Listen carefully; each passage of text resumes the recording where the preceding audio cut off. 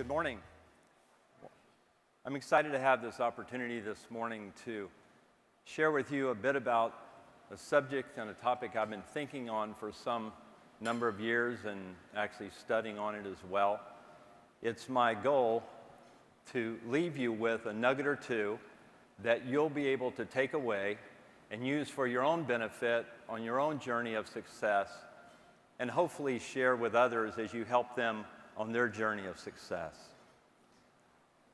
As an aside, I've taken a few minutes to write a narrative on some of these thoughts that I'll talk about today that I'll be happy to share with you along the way if you just shoot me an email, and I'll give you my email on the back end. You know, when I look back over the last 40-plus years of my career in the marketplace, I can clearly see that I've been given a front row seat into the lives of many successful people. People who have engaged and enjoyed repeated success along the way in both life and in work. For over 13 years, I had the distinct privilege of leading a high-performance national account sales team for an international company, calling on and selling into one major client, AT&T. That's definitely having all of your eggs in one basket for 13 years. I've also been given the privilege of spending time inside a number of privately held organizations that are sales-driven and service-driven, working alongside some very intelligent, very talented, very hardworking people, many of whom are in this room today. Additionally, as I've looked back, I can clearly see that I've been given the great blessing of engaging the lives of hundreds and hundreds of people along the way, helping them navigate what it looks like to move from a life of success to a life of significance. This proximity to people, whether through personal on-the-ground experience, observation, or even some study along the way, has yielded a number of discoveries for me, particularly about people and what makes them successful. I'd like to share one of those with you today. It's my version, if you will, of what many might call the it factor. I'm not sure where you find yourself today. Perhaps you are mapping out your own journey to your own personal next level of success, or perhaps you're beginning to think about your own successor.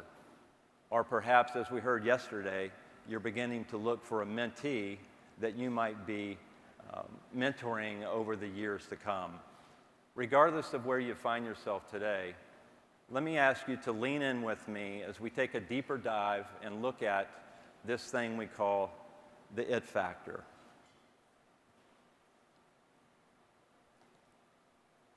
Let me just say this from the outset, that one of life's oldest clichés would suggest that you either have it or you don't. I don't buy it. I believe you can have it if you want it and you're willing to go get it. So let's take a look at this and start with this foundational question: what is it?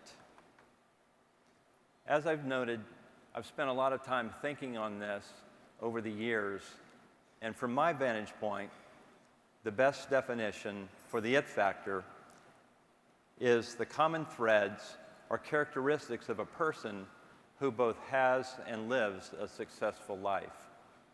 Who both has and lives a successful life. Arguably, there may be other definitions. But for me, this definition clearly describes those elusive traits that many people are longing for in their lives, and many successful companies are looking for in their people and the people that they hire. So if we could, let's take and look at 5 common threads that I've identified thus far that make up this elusive it factor. The first characteristic is one, frankly, that seems so obvious, but is so rare to find in individuals today. Being willing to do what others are unwilling to do.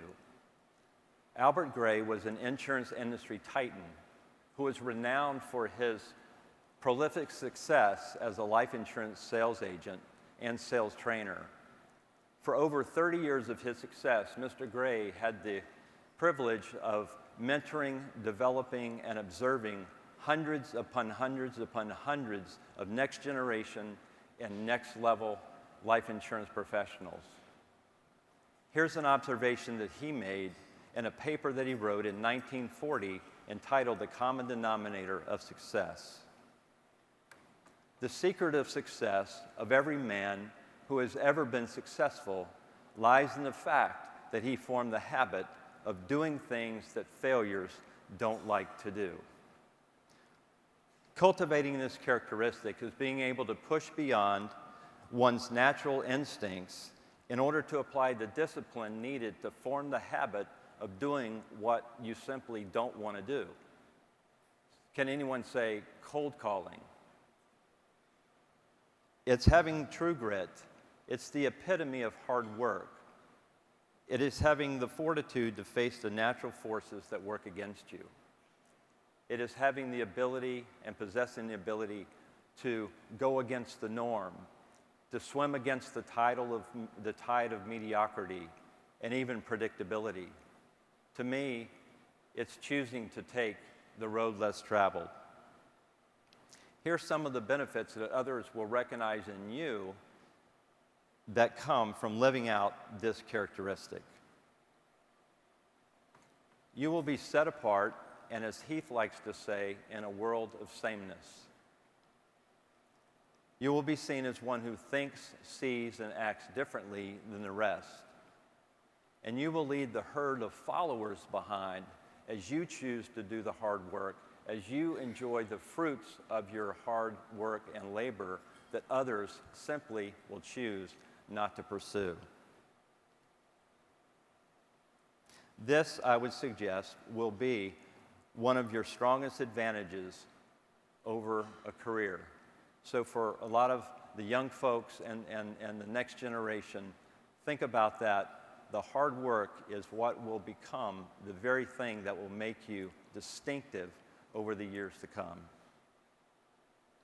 The second characteristic is cultivating an intensely curious mind. For me, this is cultivating the ability to see both the forest and the trees at the same time. It is perfecting the art of questioning from all angles that will give you the strategic insight and understanding that you need to outflank, outsmart, outthink the competition. It is like having an insatiable hunger or thirst for wanting to know more. And because you know more, you will be better equipped, better informed as an advisor. Here are just a few of the benefits that you can expect to have as you develop an intensely curious mind. Curiosity enables you to move beyond being reactive, blowing past even being proactive, as you move to being able to anticipate what your clients need long before they even know what they need. Curiosity helps you, what I like to think of as having the ability to see around the corner. This perfected ability to anticipate will take you to the next level of the client experience. No longer will it be good enough to be able to be just proactive. We're going to be called upon, and competitive forces will demand that we have the ability to anticipate what the client needs. Let me commend to you this book, A Curious Mind, by Grazer, a Hollywood movie producer. In the book, Grazer sets out to reintroduce curiosity back into the conversation of everyday life. I'll tell you that if you take the time to read it, it will get your curiosity juices flowing. And by the way, here's what one of the most brilliant minds of history had to say about the subject of curiosity. I have no special talents. I am only passionately curious. Albert Einstein. So let's move on to the third characteristic. Having the ability to go to the next shot and take the next step forward.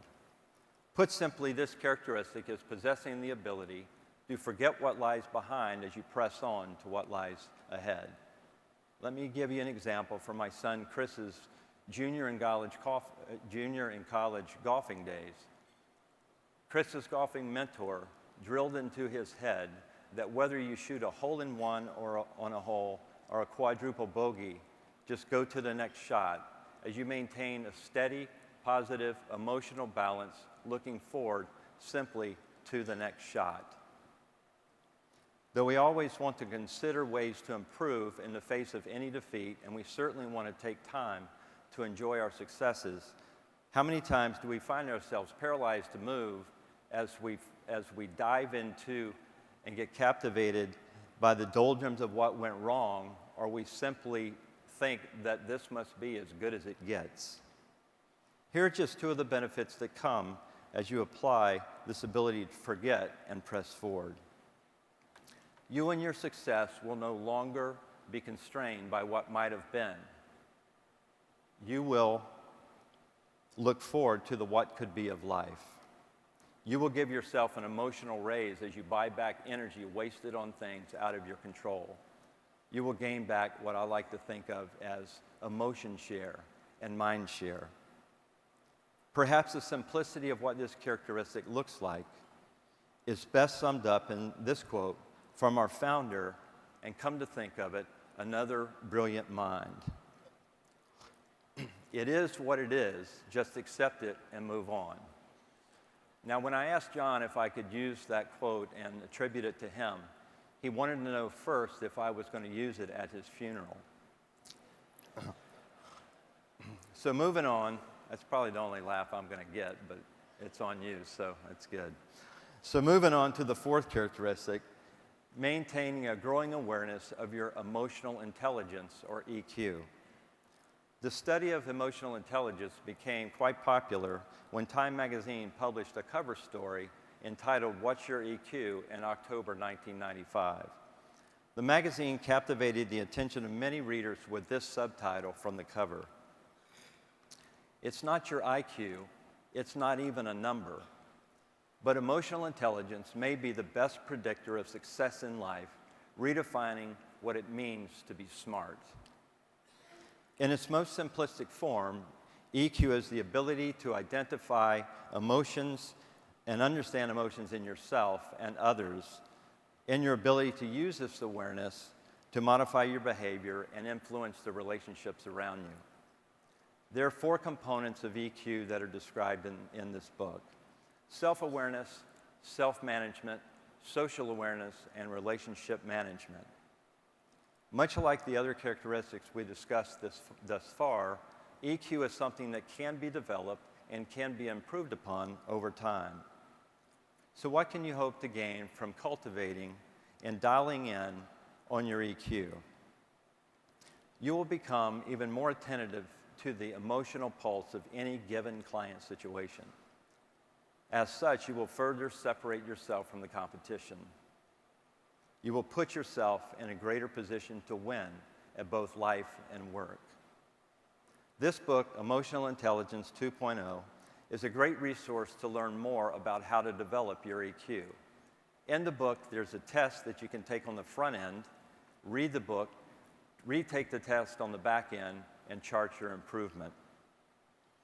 As an aside, I would contend that the client experience, in its most human form, is an intimate, interpersonal, emotional experience.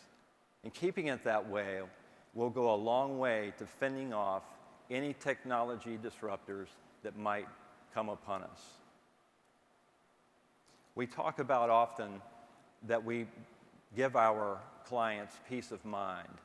I would suggest to you that peace can only be found in the intimacy of emotion. Lastly, and I would say arguably the most important characteristic of the it factor, is doing what you do with a purpose that is greater than yourself. Having this trait is all about discovering and living into a driving force or vision for your life that simply is bigger than you. It is moving beyond finding your identity solely in your work, as you see your work as a platform that you get to engage and serve the lives of people. It is discovering and living out a larger purpose for your life. It is taking a fresh look at what drives your life. Just consider these transformational benefits that come from having a bigger lens on life. You no longer have to concern yourself with being successful. You will have become significant. It answers the question of why you do what you do, and when you know the answer of why, you then can capture a larger purpose for your life. It's kind of like moving beyond the transaction of life to the transformative value of a life well lived. And in the end, you will be the one that reaps the greater blessing. I would submit to you that no matter how deep you dig, you'll discover that this characteristic is found as you bring love into the marketplace, as you serve others with authenticity, putting them above yourself. This, my friends, is the essence of servant leadership. And since celebrating freedom is our theme this year, here's a quote that sums up the immeasurable value that you'll derive from an intentional pursuit of living out this larger purpose for your life. Use your freedom to serve one another in love. That's how freedom grows. For everything is summed up in a single sentence. Love others as you love yourself. That is an act of true freedom. So let's take a moment and recap the 5 common threads that we've discussed. Being willing to do what others are unwilling to do. Be set apart. Cultivating an intensely curious mind. Having a hunger and thirst for wanting to know more. Having the ability to go to the next shot and take the next step. Learn from it, don't wallow in it, and move on. Maintaining a growing awareness of your emotional intelligence. Know your emotional pulse and its impact on others around you and yourself. Doing what you do with a purpose that is greater than yourself. Become fully alive as you live into a bigger lens on life.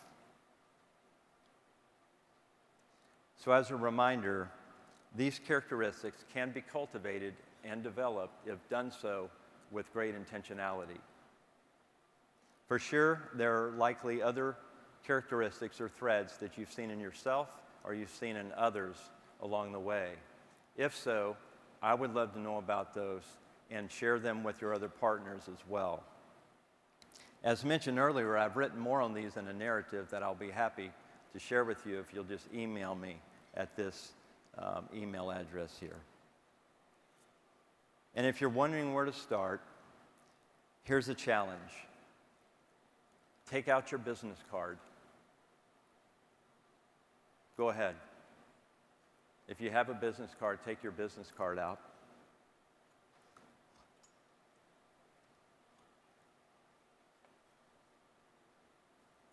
And if you have a pen,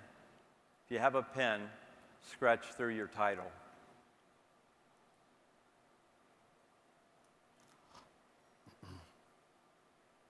Rather than ask yourself the question, what do I do for a living?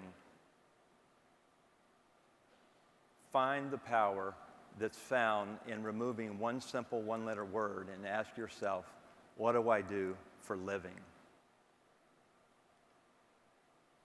Let this be the lens or filter through which you live an integrated life. And I would submit to you that the answer to this question, this title for your life, will point you toward a greater purpose. It's far greater than anything you can ever imagine. And I will suggest you will have found it. Thank you.